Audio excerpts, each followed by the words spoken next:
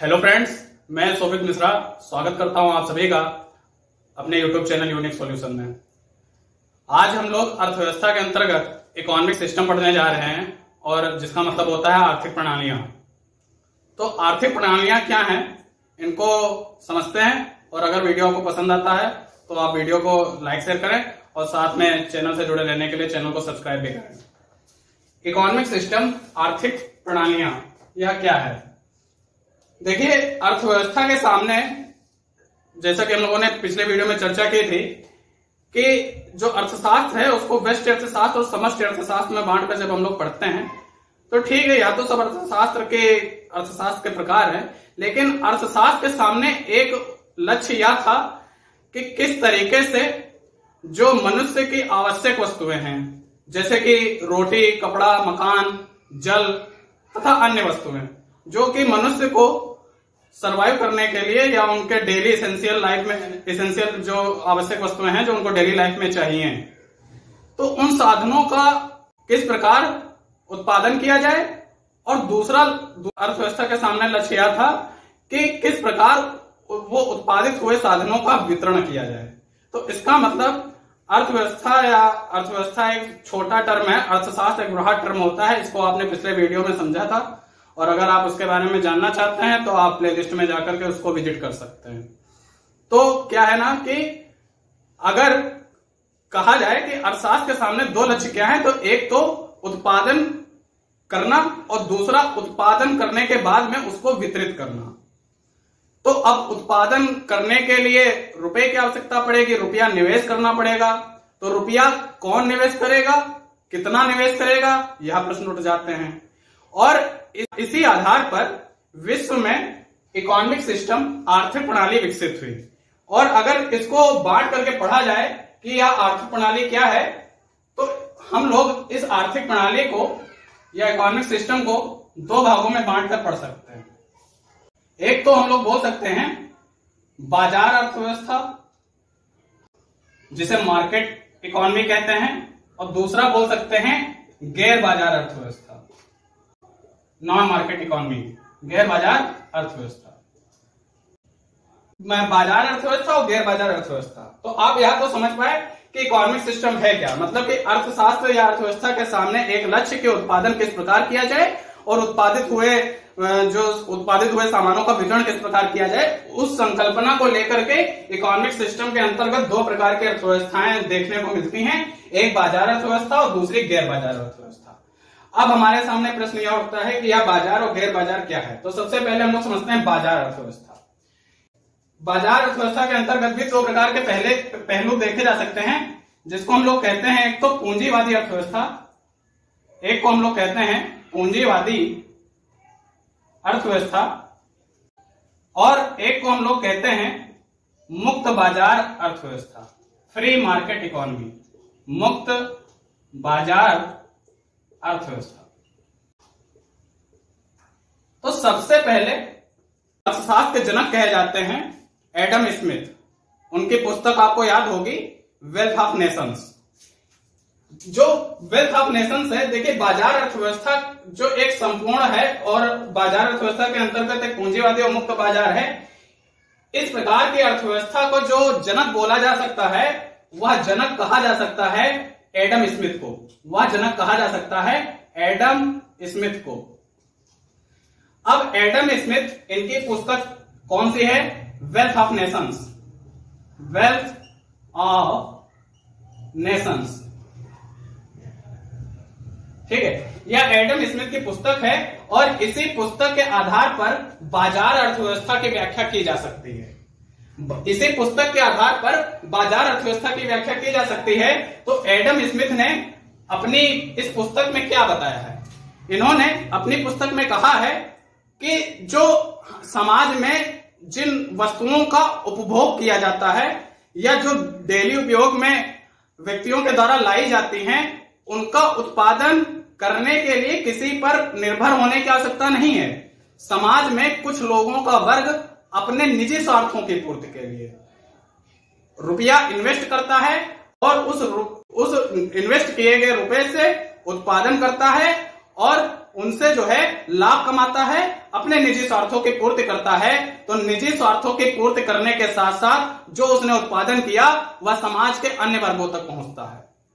तो कहने का मतलब क्या हुआ, जो यह एडम स्मिथ जो है यह एक प्रकार की जो संकल्पना दे रहे हैं वह निजी स्वार्थ दे रहे हैं। निजी स्वार्थ, सेल्फ इंटरेस्ट, किसकी संकल्पना दे रहे हैं वेल्थ ऑफ नेशंस में? Self interest. और इसी प्रकार के सेल्फ इंटरेस्ट को एडम स्मिथ ने कहा है कि यह बाजार में एक अदृश्य शक्ति या एक अदृश्य शक्ति का हाथ है, इनविजिबल हैंड। निजी स्वार्थ को क्या उन्होंने बोला है? Invisible hand. मतलब कि एक ऐसा कारक जो कि वास्तव में हमें दिखता नहीं है, लेकिन इसकी वजह से जो बाजार है वह अपने आप चलती है। आप अपने आप उदाहरण ले लें, किसी भी प्राइवेट कंपनी का ले लें, ठीक है, जैसे हमने ले लिया रिलायंस का ले लिया। उनको तो किसी ने फोर्स नहीं किया था कि आप जाइए अपनी इंडस्ट्री लगाइए और उससे लोगों तक अपना जो है रिलायंस सेक्टर के प्रोडक्ट पहुंचाइए। उन्होंने क्या किया, अपने निजी हितों को पूरा करने के लिए, अपने निजी फायदे के लिए चीजों का प्रोडक्शन किया, उसको मार्केट में सप्लाई किया। मार्केट में सप्लाई करने के साथ साथ में वो वस्तुएं लोगों तक पहुंची, फलस्वरूप उनको रुपया प्राप्त हुआ। तो कहने का मतलब जो एक निजी स्वार्थ है उसे एडम स्मिथ ने इनविजिबल हैंड कहा है, और यह उन्होंने कहा है कि इस पे जो है इसी के जरिए जो एक पूरी अर्थव्यवस्था है वह अपने आप चलती रहती है, और यह अर्थव्यवस्था लाभ के सौदे पर आधारित होती है। यह अर्थव्यवस्था लाभ के सौदे पर आधारित होती है। अगर किसी व्यक्ति ने निजी स्वार्थ इनविजिबल हैंड के जरिए जो है अपना प्रोडक्शन किया है तो उसका उद्देश्य तो रहा ही होगा लाभ कमाना। तो कहने का मतलब क्या है कि यहां से दो प्रकार की संकल्पनाएं, और इन्होंने एक और भी अपने इस सिद्धांत में एक बात कही है कि इसमें सरकार को दखल अंदाजी नहीं करनी चाहिए। इसमें जो यह जो बाजार अर्थव्यवस्था है, इस बाजार अर्थव्यवस्था में सरकार की दखल अंदाजी नहीं होनी चाहिए। डिमांड एंड सप्लाई का रूल काम करना चाहिए। यह जो बाजार अर्थव्यवस्था है, इस बाजार अर्थव्यवस्था में डिमांड एंड सप्लाई, इसका रूल काम करना चाहिए, और डिमांड और सप्लाई के रूल के अनुसार ही मार्केट अपने आप चलती रहेगी। इसमें किसी को दखल अंदाजी देने की जरूरत नहीं है, यहां तक सरकार को भी। तो डिमांड एंड सप्लाई का मतलब समझ गए? जब डिमांड ज्यादा होगी तो वो रिलायंस ज्यादा प्रोडक्शन करेगी, डिमांड कम हो जाएगी, प्रोडक्शन कम होगा। तो इस प्रकार से डिमांड एंड सप्लाई के जरिए यह बाजार पूरा चल रहा है, और इसी को बोला गया बाजार अर्थव्यवस्था। और यह बाजार अर्थव्यवस्था, इसको दो भागों में बांटा गया, एक तो पूंजीवादी अर्थव्यवस्था और एक मुक्त बाजार अर्थव्यवस्था। पूंजीवादी अर्थव्यवस्था क्या है? पूंजीवादी अर्थव्यवस्था आप कह सकते हैं कि पूंजीवादी अर्थव्यवस्था के अंतर्गत सरकार का थोड़ा नियंत्रण होता है। सरकार का नियंत्रण होता है, ज्यादा नहीं, थोड़ा नियंत्रण होता है, लेकिन वह भी उत्पादक वर्ग को जो है ज्यादा कर देने के लिए जो है फोर्स नहीं करती है। मतलब कि सरकार का अल्प नियंत्रण, सरकार का अल्प नियंत्रण। और इस पूंजीवादी अर्थव्यवस्था के अंतर्गत किसी एक कंपनी का एकाधिकार भी हो सकता है, जिसे आप जानते हैं बोला जाएगा मार्केट मोनोपोली। क्या बोला जाएगा? मार्केट मोनोपोली बोला जाएगा। तो सरकार इस पे अल्प नियंत्रित अपना नियंत्रण रखती है, और मार्केट में मोनोपोली हो सकती है। मोनोपोली कहने एकाधिकार हो सकता है। जैसे इस टाइम आप देख रहे होंगे टेलीकॉम सेक्टर में रिलायंस काफी तेजी से आगे बढ़ रहा है, तो आप बोल सकते हैं, बेझिझक बोल सकते हैं, जो अन्य कंपनियां हैं उनका जो उनकी मार्केट काफी कम हो गई है, तो कह सकते हैं कि रिलायंस ने वर्तमान समय में, जियो ने टेलीकॉम सेक्टर में अपनी मोनोपोली कर ली है, एकाधिकार कर लिया है। तो यह मत समझिएगा कि यह सब देश में पूंजीवादी अर्थव्यवस्था है, यह सब उनके सस्ते प्लान के कारण हुआ है। और जब आप इसके बारे में और पढ़ेंगे तब आपको पता चलेगा, जहां पर रेट कम किए जाते हैं वहां पे मांग बढ़ जाती है, जहां पे रेट कम होंगे वहां पे मांग बढ़ जाएगी, और जो कि आप इस बात को समझ रहे होंगे।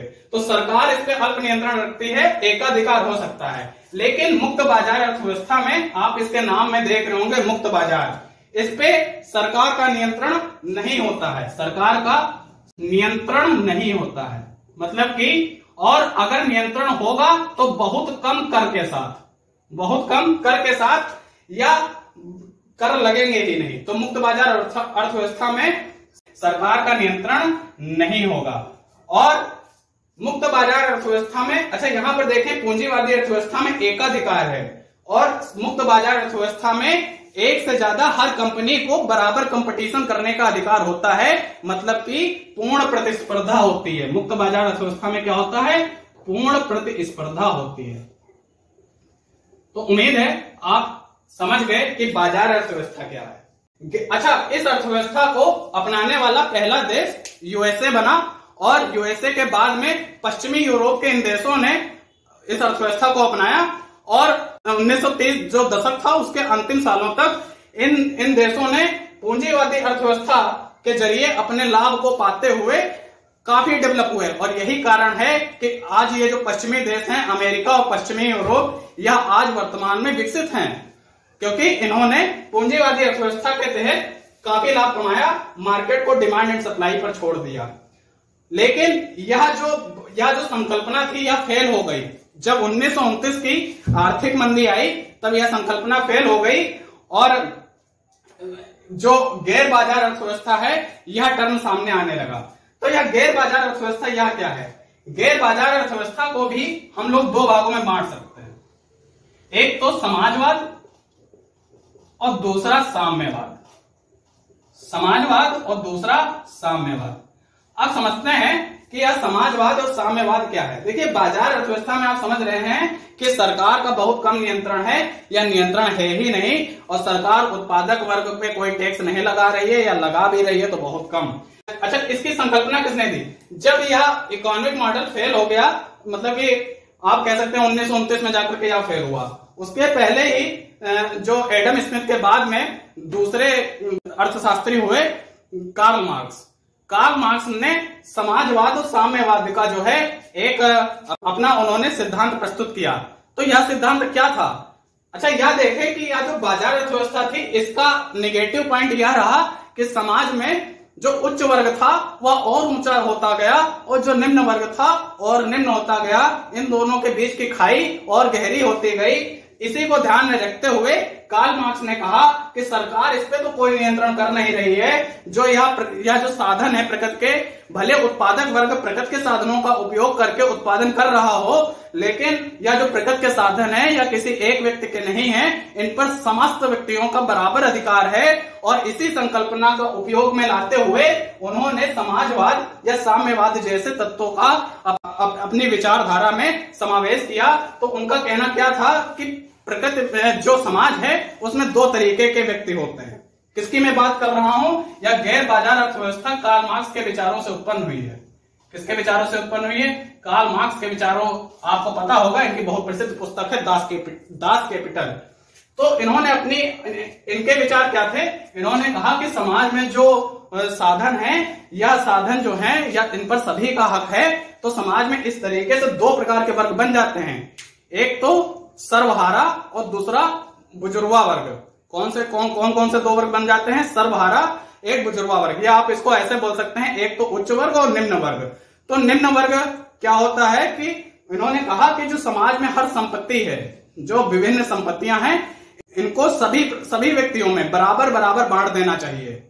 यह जो संपत्ति है इनको सभी व्यक्तियों में बराबर बांट देना चाहिए, जिससे समाज में गरीबी का दुष्चक्र समाप्त किया जा सके और सभी प्रकार के संसाधन सभी के पास हो सके। तो ठीक है, यह तो आप समझिए कि गैर बाजार अर्थव्यवस्था में यह जो है विचारधारा रहती है। तो इसमें समाजवाद और साम्यवाद क्या है? देखिए, समाजवाद जो है, समाजवाद बात करता है कि जो मार्केट है रेगुलेट की जानी चाहिए सरकार के नियम से। जो मार्केट है वह रेगुलेट की जानी चाहिए सरकार के द्वारा, मतलब कि इसमें गवर्नमेंट का सीधा हस्तक्षेप होना चाहिए। और साम्यवाद में यह कहा जाता है कि जो सारे सोर्स हैं उनपे श्रमिक वर्ग का भी हक होना चाहिए। यह जो देखिए, समाजवाद कहता है कि श्रमिक वर्ग तो होगा ही, लेकिन उसका जो रेगुलेट करने वाला होगा वो सरकार होगी। साम्यवाद कहता है कि किसी भी प्रकार की कोई सरकार नहीं, जो पूरा श्रमिक वर्ग है वही सरकार है। तो साम्यवाद कुछ और इसको जो हम लोग इंग्लिश में कहते हैं, इसको हम लोग कहते हैं सोशलिस्ट मॉडल, और इसको बोलते हैं हम लोग कम्युनिस्ट मॉडल।